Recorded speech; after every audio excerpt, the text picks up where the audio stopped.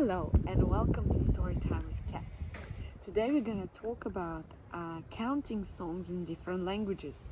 So I will show you one and I don't speak this language really well, but I worked in French kindergarten and I learned this song from children and teachers.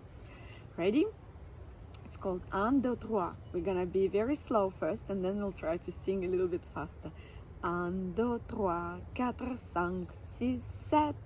Bicyclette, bicyclette.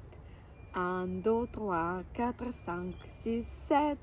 Violette, a bicyclette.